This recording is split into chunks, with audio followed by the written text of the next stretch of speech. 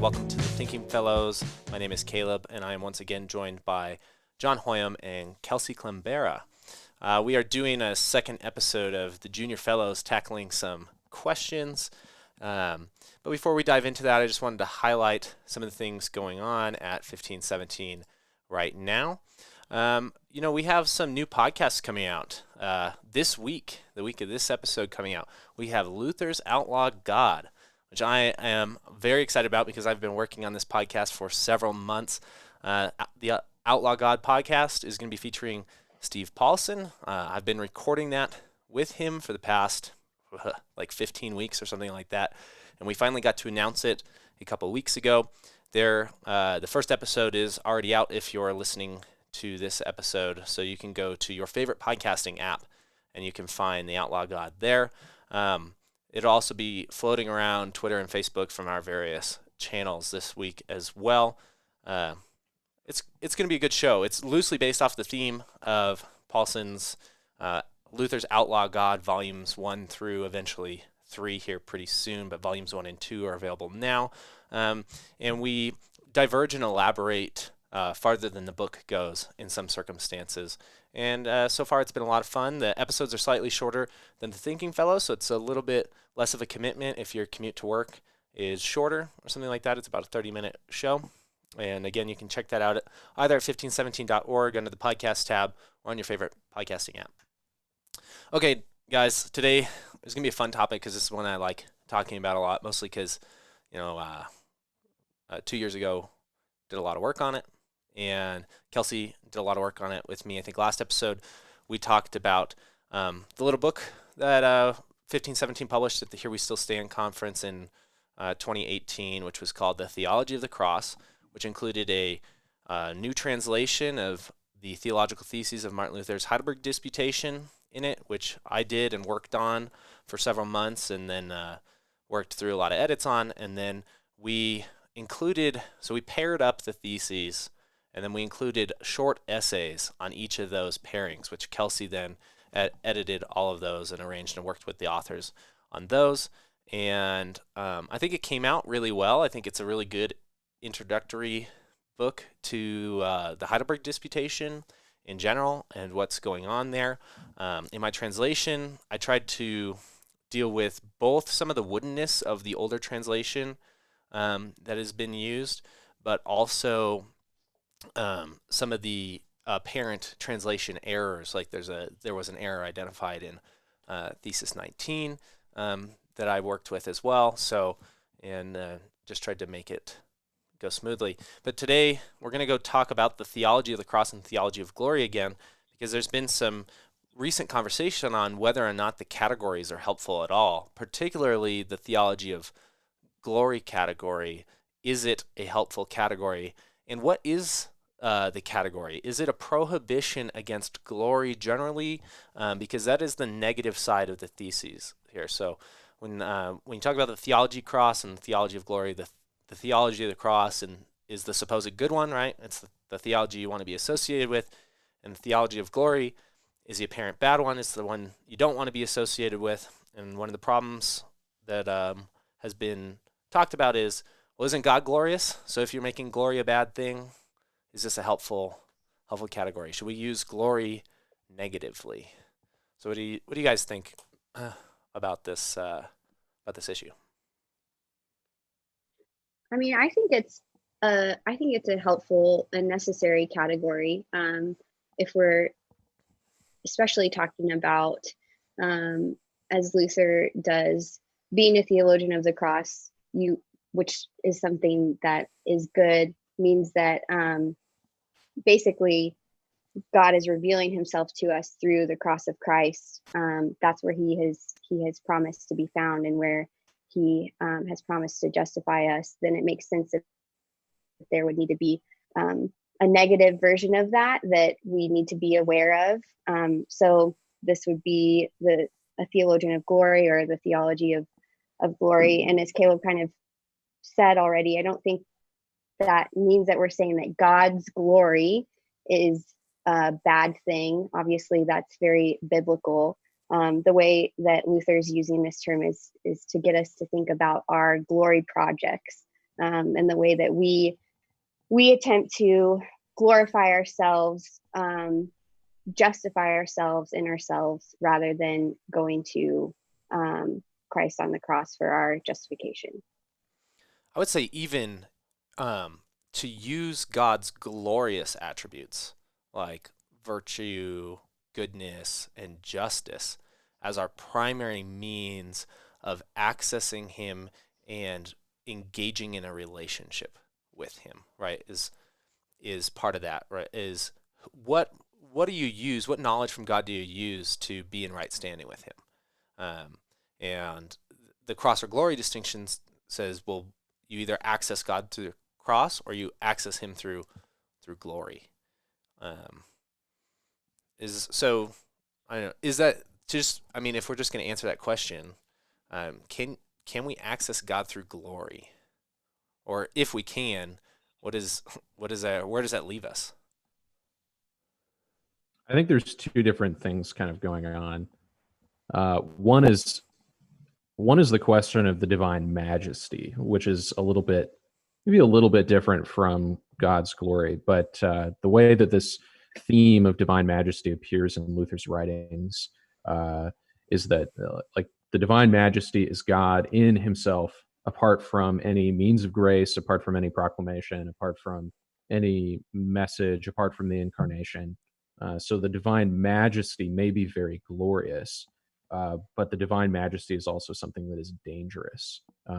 Incidentally, you'll notice that this theme of cross and glory uh, has an adjustment made to it when you get to the bondage of the will in 1525, 7 years after Heidelberg. So I think that the question of the divine majesty is one thing, but the other matter is, what is God's proper glory? And I think the broader kind of point is no, we're not against glory. What we're saying is that God's proper glory is something that we did not expect, something that our reason does not innately grasp or understand. But God's proper glory his is the gift of Himself to us in Jesus Christ. And so the cross itself is a sort of glory, but the juxtaposition of glory and cross, at least in Heidelberg, is kind of its own thing. But so I guess that's a yes and no answer. Yeah, it's I mean, one of the interesting questions, and I think it's the one that has to be sort of dealt with anybody who reads with this. I spent a little time on it in my preface. Others have done larger work on this, but the question is this a useful category since it seems to mostly disappear in Luther's writings later on, right? The distinction between the theology of the cross and the theology of glory is not abundant in Luther's writings, word for word, after Heidelberg. So does that affect whether we think that this is a useful thing, or should we just say, oh, he did it, it's a piece of Lutheran history, but it turns out it wasn't useful? Well, I'm not entirely certain that that's true, that it disappears from Luther's writings. In terms of like the terminology of the theology of the cross is sparse after Heidelberg. However, that doesn't mean that it disappears. It simply means that it appears under like different thematic names and different types of uses.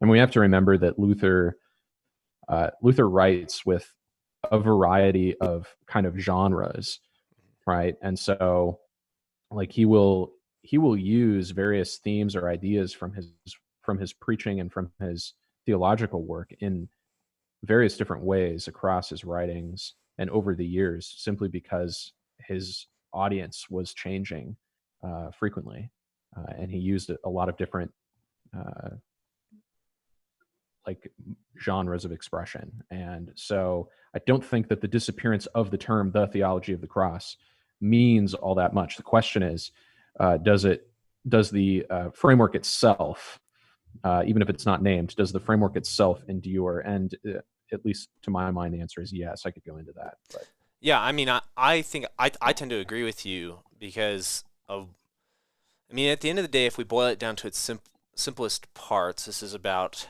accessing God and accessing salvation, which is a question that never disappears.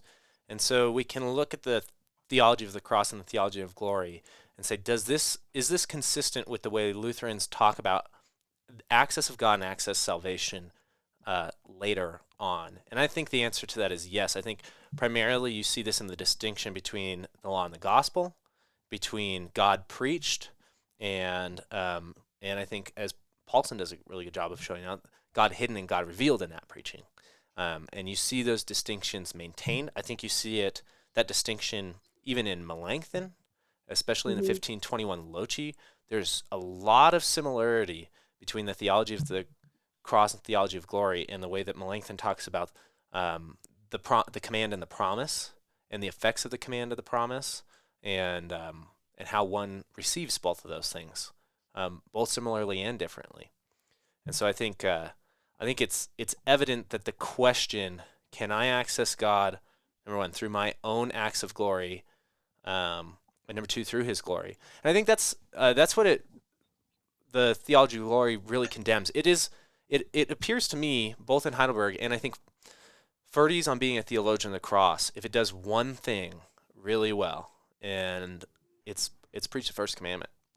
It is a preaching against other gods, namely yourself and your works, and that is what the Heidelberg Disputation does as well. It is a brutal preaching of the first commandment. Where is your faith? Is it in these invisible things of God, and then the way that you can align your will with the invisible things of God, or is your faith in the foolishness and weakness of God revealed in the cross and Christ's suffering and death? Yeah, because I think, just to reiterate, what happens when you are trying to self-justify through God's glory before you are the cross is that you are misinterpreting that glory. You're taking it for your own use. You're assuming that it's something that can give you power, instead of looking to where God has chosen to reveal Himself, which is, like Caleb said, in the weakness and foolishness of Christ crucified. Right. Thesis 19 and 20 are a really important pair here, because thesis 19 is where the theologian of the cross starts to show up. So Luther says, and you're speaking about the Heidelberg Disputation, just to clarify for people. Correct. Right. Yeah. So it says that that person is not worthy to be called a theologian, who thinks the invisible things of God are observable from events which have actually happened. So talks about, and in an earlier thesis, Martin Luther talks about natural law and its usefulness, and its lack of usefulness towards obtaining salvation. But here he goes then in on 20. So these are really a pair. I mean, they don't have a massively separate theme. So then it goes, conversely, a person is worthy of being called a theologian, who understands the visible and ordered things of God after fixing his sight on the passion and cross of Christ. So what you have here is not a denial that God's attributes are knowable from things which occur in nature, or this is not a denial that there is a natural law. It's a limitation on what the invisible things of God can gain you and what you actually need in order to place those invisible, or what we would call the attributes of God, in their right place. And Luther goes on, and this especially comes out in the law and gospel distinction later, that those attributes of God are nothing but condemnation to the person outside of the cross. They do not make you worthy of God or wise to attain God, is what we see in the proof of thesis 19. And he goes on to say that God determined to be known through the foolishness of Christ, to be to be known through the cross. And so, really, this is a question about how good is knowledge for you, and it's not a question of whether or not this knowledge is actually there, which I think is one of the things where if somebody was using this perhaps too loosely or too generally, would be to say, well, look at Luther says there is nothing to know about God from nature. And I do think it is good to be careful and say that's not what's actually being pronounced here. It's a question of what can that be used towards any useful ends. Yeah. And that's just echoing Romans 1, right? Mm-hmm. Where Paul says that we can see God's invisible qualities, his eternal power and divine nature. We have seen them, and yet we still turn away. So even more so, we need something else. We need God to reveal himself in some other way in order to save us, because this is not cutting it. And what I think is great about Romans 1 and 2, chapters 1 through 3, really, is that Paul then asks the question, well, what about the people who had these things of God revealed to them directly through the Word, through the Decalogue? He asks directly, to what advantage is the Jew who had the law? And apart from Christ, he's not at an advantage. Knowing God's attributes either from nature or from the Decalogue are of no advantage to you apart from Christ. Yeah, Paul's whole argument in those first few chapters of Romans is to essentially prosecute everyone, Jew and Gentile, righteous and sinful,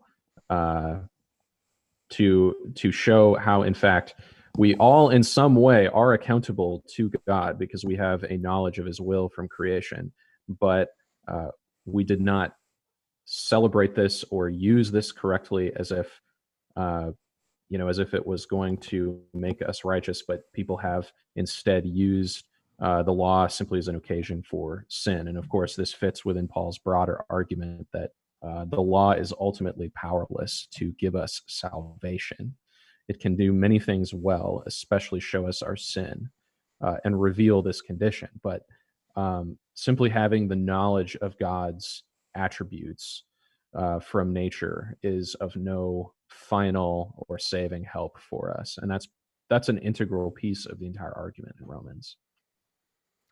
Yeah, it's I think it's why the categories have been important to recover and are still helpful, because this is, I think, in the age of postmodernism, natural law's new prevalence as sort of an answer to what seems like sort of moral,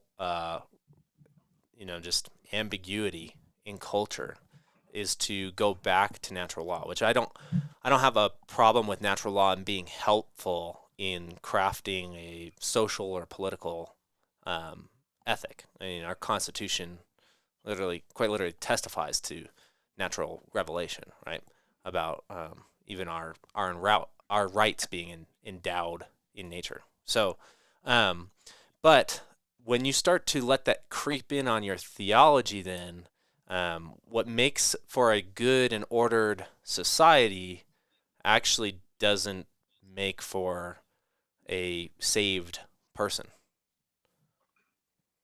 You actually can get into, I think, a sticky type of universalism, right, where a person who's aligned with nature is the person who is saved. And if you follow the religions of the world, most of them have a vague attempt to be ethical, and they get similar to Christianity. It's undeniable that particularly Judaism, right, would be the really hard one to explain, because they have the Decalogue revealed in the same manner that we do. Islam has a very similar set of ethical restrictions and historical heritage to the Abrahamic faith, as it's called, right? So you have an issue if saved by doing, why us and why not the other religions of the world who get 90% of the way there? Or even saved by God's glory. Right. Because they believe in a glorious God. Oh yeah, and in a massively sovereign one, right? I mean, Islam in particular extraordinarily highlights God's sovereignty and control over the world. If that divine goodness and control of God and knowing that is what saves you, um, then it's not just Christians who are going to be saved. Mm. Um, so I think, I mean, I guess one of the things that is it helpful for people going around and like calling stuff a theology of glory and a theology of the cross regularly? Is it like, is it helpful for us to say, well, that's a theology of glory to something that somebody's doing or saying um, in in today's theology, or is it simply or is it more helpful as a category that we just sort of know and hold on to, or should we use it as a public category still? I mean, I'm going to speak just personally. Yeah. Yeah, I think it can be extremely helpful. I think specifically for an American Christian who maybe comes from a more evangelical background, the way that these categories kind of are defined and the distinction that's being made that we're talking about here between um, man's glory and uh, and Christ crucified is very, very helpful, because I think that there's something very relatable about the category. That's not the end all be all to use it, you know that, but I do think that it is a very helpful distinction for someone who's grown up being told that they have to work to earn God's favor. Um, yeah, I think it's a good way to kind of break that down for people. I think I find it in part helpful in our current age because man, with technological advancement, our glory, quote unquote, is more apparent than ever, right? Like our ability to achieve, to sustain human life, to do the right things. You have more options. I think Dave Zoll's book Seculosity gets at this, I think, really well, right?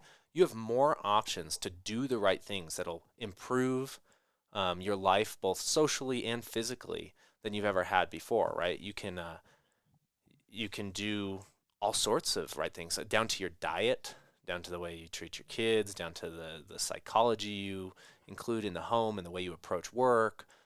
All of these things have a massively earning aspect of them, right? And our entire lives are made up of these things, which are in part necessity, right? Like grades are a regular and often essential part of education.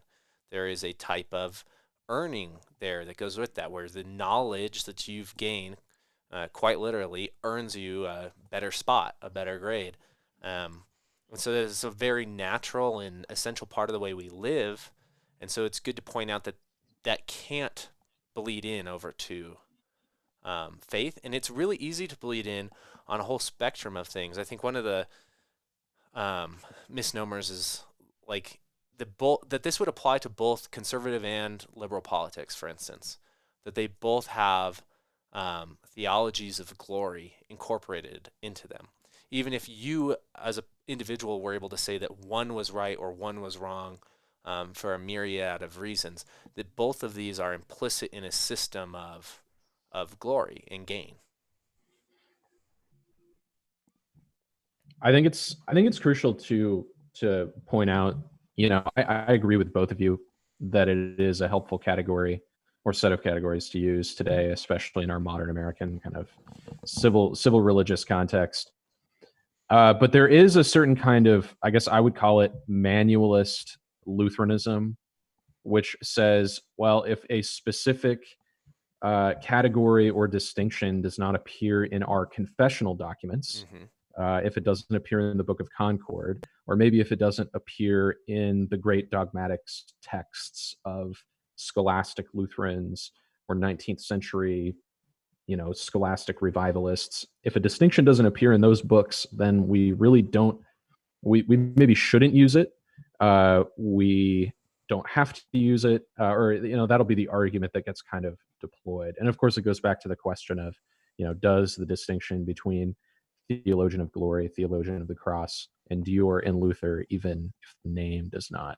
But uh, I think that's an important piece to bring up is that there will be some who will object to the use of this distinction simply because it's not used in the confessions Yeah. explicitly or in the great dogmatics texts. I mean, I think one of the great examples of where that starts to fall short is the simile, right? It does not show up directly in the confessions, but Article 6 of the Formula Concord, for instance, predicates the necessity of continuing to preach the law to the Christian on the fact that in this life, the Christian is not wholly perfected and remains sinful, that the old creature is still there.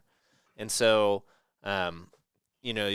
I think you might be able to do some mental jumping jacks to get that to not be the simile, but that is certainly a spot where somebody could say this category of simultaneously righteous and sinner is actually there and important. Yeah, there's a great irony to the fact that the best and most explicit, documentation of the simile in the confessions is in Article 6 of the Formula. Right, there is. Which is a dimension of that article that is not appreciated frequently enough. Yeah, and it's very early in there. I mean, it's part of the question. I mean, a lot of the confessions in general, and even disputations like this, are responding to questions in particular. So this question that appears here is why the law for those who have been declared righteous? Why then the law? And the Heidelberg Disputation asks the question sort of sarcastically to this group of Augustinians who Luther is essentially accusing of seeking to access God purely through nature and through his glory, his divine glory. Why then the cross? Why then the cross? What is the cross? Is it an extension of God's glory? Or is it something totally different? And Heidelberg Disputation starts to get at that totally different, right? That this is where the one is the strength of God and his mighty majesty. This is his weakness and foolishness. And I think it's probably offensive, right, to say that there's weakness and foolishness in what God does. But it's in Scripture. It's there. Yeah. I think this is maybe a little bit of an aside, but we got to be careful to not become so obsessed with which categories and what names and like the systematizing of theology that we forget the content of theology itself. And I think that becomes a lot of times the focus of, if we're arguing about these things, it's the organization of things rather than the content. And if you can point back to Scripture and say the content is there, and we might call it something else, but if the category is helpful in that sense to bring us to God's word, then it's helpful. Right. Yeah, and I think that's a great point with regard to the confessions as well. I mean, this sort of classic confessional Lutheran point about the confessions is that we don't subscribe to the sort of various details of the texts themselves, but we subscribe to the doctrinal content. So does the slogan theology of the cross appear in the confessions? No, but is it a part of the content? I would say absolutely. Same with the simile, same with preached God, unpreached God. Yeah. Things that are not mentioned explicitly, but are they part of the doctrinal content? I would say for sure. Yeah, I think that's what I was trying to get at the beginning is the question of how is God found? Where is God accessed? How do sinners get to God? Never goes away. That was with them continuously during the Reformation and is with us continuously now. It is a matter that will always weigh on people's consciences, and it's something that we have to be ready to preach to. And I think that's, in particular, that's why I don't think in general there is damage here being done to the reputation of glory, or the fact that we will even be glorified, right? It is not about, this is not saying or proclaiming, and I don't think in Heidelberg or by Ferdy, or I don't think in our little booklet in any of the chapters, that being glorified by God is a bad thing, or that the glory of God is not something that we can admire. It is simply trying to place it in the right spot so that the glory of God does not become your damnation, which is exactly what it is apart from the gospel, right? The law is nothing but your damnation apart from the gospel. Yeah, and also that the glory of the Christian doesn't become your salvation. Right. Right. Yeah, you aren't glorification is a benefit of the promise. It is not the way you've obtained the promise. And so again, sort of like the episode that we just did with works and stuff, there can be a mix up of, is it the chicken or the egg? What came first, glory or justification? What comes first? Goodwill, which then produces works, or again justification, which is one a result of the promise, or is one making the promise true? And it's just a thing that can be slipped into too, right? I think this isn't even always intentional. I think that's part of Luther's point here with a lot of this, is like, this is why we have to intentionally preach the law in all its fullness and the gospel in all its fullness, because at the end of the day, we're lazy, and we will slip back into old habits with this new language and justify old habits in new ways. There's one other aspect of this I really want to approach, and that is a use of the theology of the cross, which I think misunderstands what is being said by suffering here. So there's an emphasis on the theology of the cross, on Christ's suffering for us. But there's a trend to then make the distinction between a theologian of glory and the theologian of cross one of the person who is suffering or the person who has not suffered, right? And so you can say, well, the person who has suffered for and with Christ, or has suffered in general, has a life that testifies to suffering, is a theologian of the cross. And the person who has done well in life, who is ethical, who has not had a major pitfall in their life, who's managed their money well, goes to church every Sunday and is proud of it, and that kind of thing, well, they've done well and they have not suffered, so they must be a theologian of glory. I think that's problematic. I don't think that's what this is getting at all. John, you have something on this? Yeah, I mean, I think that the gospel is not just the opposite of the world's values. It's not just the opposite of common sense or whatever. It's not just the opposite of beauty. It's not just the negation of everything that sinners or sort of the natural world values. It's not the opposite. It's actually something else. It's something from outside of the entire arrangement. And so the problem with what you're describing, which is a reverse theology of glory or reverse theology of the cross, however you want to name it, but the problem with it is that it retains the same basic structure of how things work. You just prioritize different things. I mean, the way that Steve Paulson will describe this is he will say, you still have the basic framework of the law, even if you just turn it upside down. And so glorifying the things that the world finds ugly for its own sake, or to say that you become righteous by participating in activities thought to be bad, is you still have the same problem of the legal scheme of justification through your good works, but it's just turned upside down, and that's no help. The gospel finally comes to us from the outside, so it's actually much more dangerous and much more radical than just turning the world on its head.